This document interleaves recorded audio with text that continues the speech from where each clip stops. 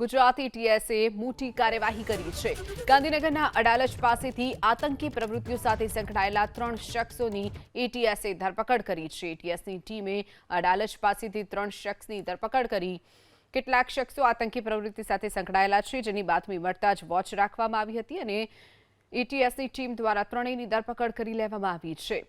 તો સમગ્ર મામલે હાલ ત્રણેયની પૂછપરછ કરવામાં આવી રહી છે। ત્રણેય શખ્સ કઈ આતંકી પ્રવૃત્તિ સાથે સંકળાયેલા હતા, કોઈ આતંકી હુમલા સહિતના ઘટનાને અંજામ આપવાના હતા કે કેમ, તે સમગ્ર મામલે હાથ ધરવામાં આવી છે તપાસ। એટીએસ દ્વારા પૂછપરછ કરવામાં આવી રહી છે। બપોરે 1 વાગે સત્તાવાર રીતે ગુજરાત એટીએસ દ્વારા પ્રેસ કોન્ફરન્સ કરી માહિતી આપવામાં આવશે।